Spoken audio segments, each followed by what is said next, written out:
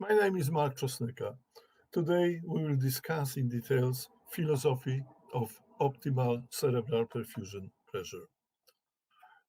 Before I start, my conflict of interest. 2 or 3 consultancies and interest in part of licensing fee for ISICEM Plus software. Apart from this, I need to disclose I have 2 cats. One is called MX, another PRX. This is Lassen curve. Cerebral blood flow velocity has been monitored in a scenario of increasing intracranial pressure, which led to decrease in cerebral perfusion pressure. We plotted cerebral blood flow velocity versus cerebral perfusion pressure, getting this Lassen curve, with 2 limits of autoregulation, lower and upper. MX is an index of autoregulation. It's correlation coefficients between changes in cerebral blood flow velocity and cerebral perfusion pressure, below lower limit of autoregulation and above upper limit of autoregulation, MX is positive. Between limits of autoregulation, MX is 0 or negative. Very similar results can be obtained in clinical practice. This is a result of monitoring of TCD with 200 traumatic brain injured patients, where empirical regression of flow velocity versus CPP shows Lassen curve with lower and upper limit of autoregulation.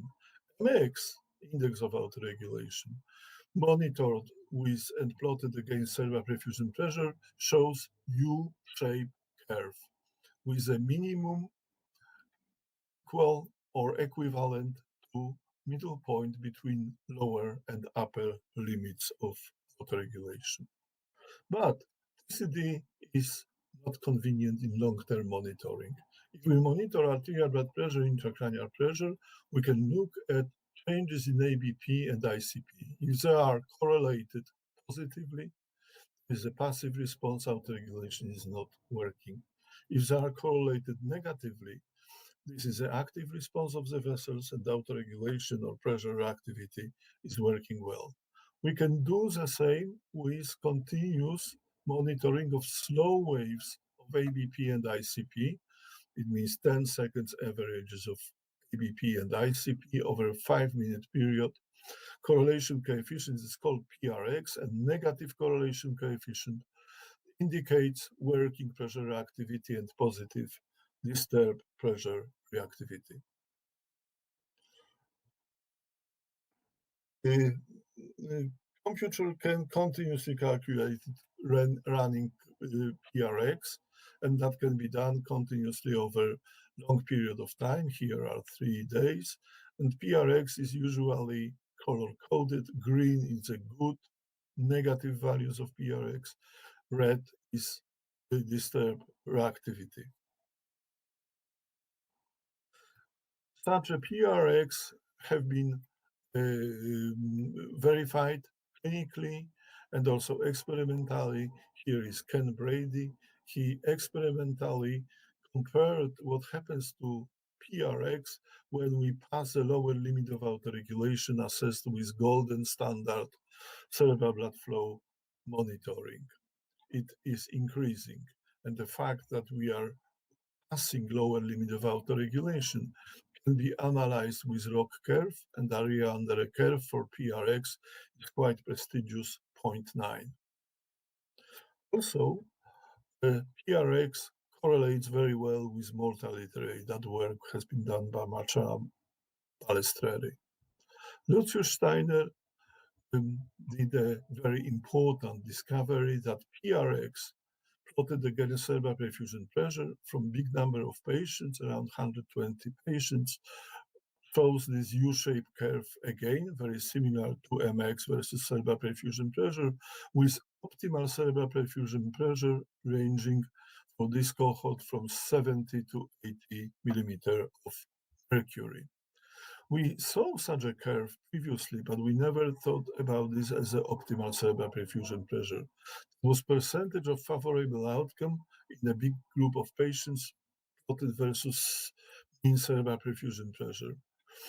For lower CPP, unfavorable outcome was more frequent, and also it was more frequent for higher cerebral perfusion pressure. Between this and this, these were patients with maximized favorable outcome, and this is something like equivalent of optimal cerebral perfusion pressure. Dr. Śmielewski, who is the master of coding for ICM+, started to use plenty of interpolation algorithms able to trace CPP optimal curve, continuous CPP optimal curve, and trace optimal cerebral perfusion pressure. Also, decreasing the time of the window from whole monitoring range to something like 4 or 6 hours calculation period, he found that, first of all, it is feasible, it can be calculated in such a short period of time, and it may shift between patients, and also it may shift in time. Here is increasing, here is decreasing CPP optimal. Using all this fantastic algorithm, Marcel Arias analyzed retrospectively nearly 300 TBI patients. CPP minus CPP optimal, we always called it CPP diff, was calculated, and CPP optimal was calculated continuously and compared with continuous CPP. If CPP diff was negative, mortality rate significantly increased. For CPP diff positive, we had a phenomenon of increasing of severe disability rate. Best outcome was achieved when CPP was close to CPP optimal. Encouraged with these results, colleagues from NCCU in Porto, this is Celeste Diaz, and in Moscow, Andrei Oshorov, started to use CPP optimal algorithm. But the results were okay as for feasibility, but the number of patients was short. Therefore, it was not possible with individual NCCU to analyze the repercussions or of outcome. 2 years ago, we started a feasibility study, phase 2 study, Cogitate, to analyze whether it's feasible to follow CPP with CPP optimal with current cerebral perfusion pressure. Recruitment of patients has been finished. Now we are in a phase of analyzing of the results. Also, we started a lot of methodological studies, like Joseph Donnelly studying lower and upper limit of autoregulation with PRX curve, and also studying use of wavelength transform to calculate PRX and CPP optimal with a higher fidelity. Friedrich Seiler was very much interested in other indices of reactivity, PAX and RAC, and showed that all these three curves, PRX, PAX, and RAC, are showing very, very similar shape of CPP versus reactivity U-shaped curves. Colleagues from Johns Hopkins, Jennifer Lee and Ken Brady, used near-infrared spectroscopy to calculate reactivity indices, and they found the same U-shaped curve of Cox index versus cerebral perfusion pressure. Christian Zweifel analyzed PRX and so-called TIGX. That was non-invasive equivalent of PRX with near-infrared spectroscopy in patients with head injury and patients in subarachnoid hemorrhage. He found that CPP optimal can be calculated with both methodologies, and they were very, very similar.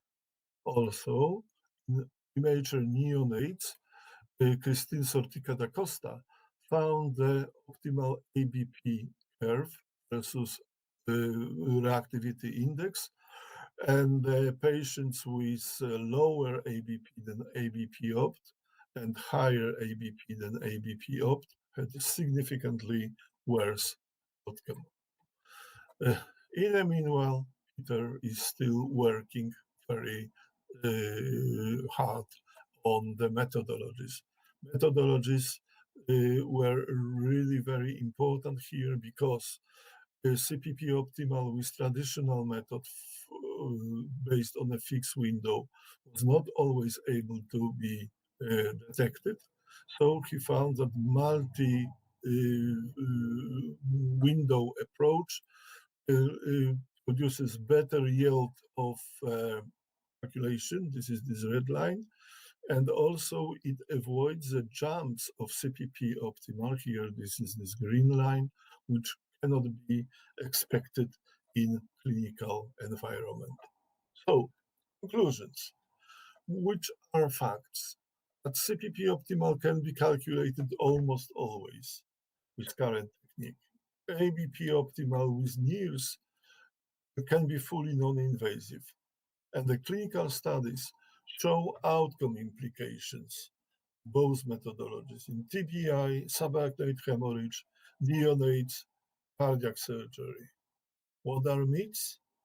Myths are that long PRX based on 1 minute averaging of arterial blood pressure and ICP is less powerful than outcome predicting with traditional PRX, and that CPP optimal can be calculated with a brain tissue oxygenation signal. And what is a missing link? Phase 3 study, we are still waiting to confirm that following CPP-oriented, optimal-oriented therapy is able to improve outcome following head injury. Thank you very much.